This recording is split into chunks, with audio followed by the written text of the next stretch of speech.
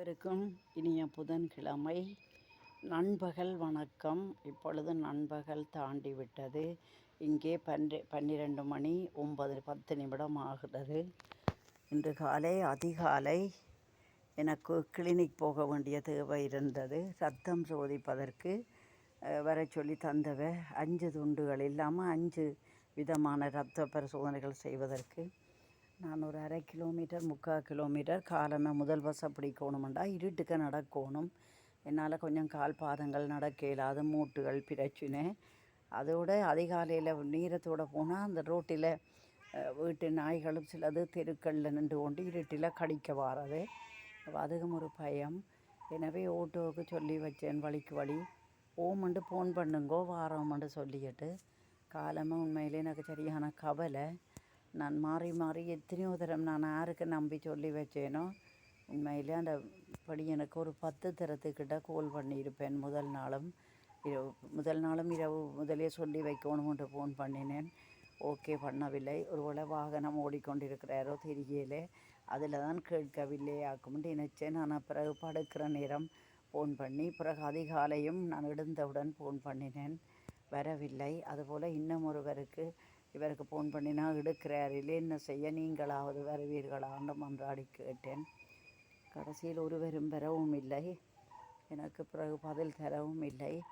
நேரம் இன்னும் நின்றா எனக்கு நான் பஸ்ஸை விட்டுடுவேன், ஒன்றும் செய்ய முடியாது. டோர்ச் லைட்டையும் கையில் எடுத்துக்கொண்டு கவலை தான், நிறைய கவலை. நடந்து போனேன். எனக்கு என் பிள்ளை என்னோட இருக்குமெண்டா இப்படி எனக்கு ஏன் இந்த கஷ்டம் வருகிறது?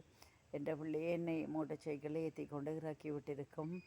என்ன செய்கிறது? பிள்ளை பெற்றும் பிள்ளைகள் இல்லாமல் வாழுகிற என்னை போல பெற்றோர்களுடைய நிலைமை இதுதான். மிகவும் கவலையோடு கண்ணீர் விட்டு அழாத குறையாக நான் கவலையோடு தான் நடந்து அந்த சந்தைக்கு போனேன். போய் சேர்ந்து ஏதோ கும்பிட்டு கடவுளேண்டு எனக்கு வாகனத்தில் பஸ்ஸில் ஏறி சீட்டும் இல்லைத்தான் ஒருவரை மன்றாடி ஒரு பிள்ளை எனக்கு எழும்பி ஒரு சீட் தந்தது. என்னால் நிற்கவும் மேலாது, பிரேக் அடித்தா விழுந்துடுவேன். அப்படியே போனபடியால் எனக்கு 8ஆம் நம்பர் வேலை போனபடியால் ரத்தம் சோதிக்க கிடைச்சது. 5 குப்பியில் ரத்தம் எடுக்கிறார்கள்ன்ற உடனே நெஞ்சுக்கள் பையெல்லாம் விடிய டீயும் குடிக்கிறதில்ல, சாப்பிட்றதும் இல்லை, டீயும் குடிக்கிறதில்ல. அப்போ தலையை சுற்றுற மாதிரி மயக்கம் வர மாதிரியெல்லாம் இருக்கும். நான் இன்னில் இருக்கணும், நான் ரத்தத்தை பார்க்குறதில்ல. சிலவுடைய ஆசை வரும், ரத்தம் என்ன கலராக இருக்குது, நல்ல ரெட் கலராக இருக்கா, நல்ல ரத்தமாக இந்த ரத்தம் இவ்வளவு ரத்தம் எடுக்கிறார்களெல்லாம் பார்க்க வேணுமென்ற ஒரு ஆசை இருக்கும். ஆனால் பார்க்குறதில்ல. பார்த்தால் அது மனதுக்குள்ளே ஒரு உளவியல் பயம் மாதிரி ஒரு தாக்கம் ஏற்படும். நான் பார்க்குறேன் இல்லை எவ்வளோ ரத்தம் எடுத்தாலும். அப்படித்தான் நான் ரத்தத்தை 5 ரத்தமும் கொடுத்துட்டு அதுக்கு பிறகு தான் ஏதோ காலமாக சாப்பாடும் வாங்கி சாப்பிட்டு ஒரு டீ குடிச்சிட்டு என்ற செல்ல பிராணிக்கும் அவனுக்கு பிடிச்ச சாப்பாடு வாங்கி கொண்டு வந்து வச்சு இங்கே வந்து வெந்நீர் போட்டு குளித்து அதே பிறகு தான் சாமியும் கும்பிட்டு ஆஸ்பத்திரி போய் வந்தபடியால் கண்டிப்பாக குடிக்கத்தானே வேணும். வந்து பிறகு என்னுடைய வீடியோக்கள் இன்றைக்கு போடாவிட்டால் என்னுடைய வியூஸ்க்கு அங்கே குறைந்து விடும். நான் ஒரு சின்ன பயணத்துக்கு போய் வந்ததால் 2,07,000 வியூஸ் எனக்கு 90,000 அளவுக்கு குறைஞ்சி போயிட்டது.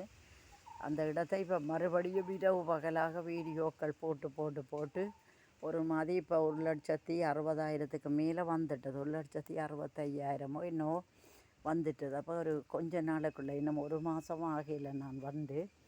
கிட்டத்தட்ட 2ஆம் தேதிண்டா ஒரு 27-25 நாள் தான் இருக்கும். ஆனால் அதுக்குள்ளேயே நான் கண்டிப்பாக ஒரு 60,000 வியூஸ் இப்போ எடுத்துட்டேன், போட்டுக்கொண்டிருக்கிறேன். வாட்ச் ஹவர்ஸ் தான் வர வேணும், அதுதான் எனக்கு முக்கியம்.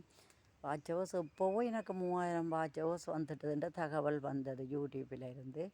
இப்போ கண்டிப்பாக இப்போ 4,000 கிட்ட வேணும். சரி, என்னோட தெரியலை, பார்ப்போம். வந்தால் சந்தோஷம். அதுதான் ஒரு ஆசை. யூடியூப்பில் எனக்கும் பணம் வருகுதான். பணம் யூடியூப்பை நம்பித்தான் வாழுறேன்னு இல்லை, ஆனால் வந்தால் ஒரு சந்தோஷம். பார்ப்போம். இருந்து எத்தனையோ பேர் கேட்பார்கள், இந்த இதில் உங்களுக்கு இது வேணுமா, டிக்டாக் வேணுமா, யூடியூப் வேணுமாண்டு. யாருக்கு என்ன வேணுமென்றதை அவரவருடைய மனநிலை தான் தீர்மானிக்கிறது. மற்றவர்களுக்காக வாழ முடியாது. மனச்சாட்சிக்கும் கடவுளுக்கும் தான் வாழ்வது. அதுதான் என்னுடைய கொள்கை. மனிதர்களுடைய கொமெண்ட்ஸுக்காக வாழ முடியாது.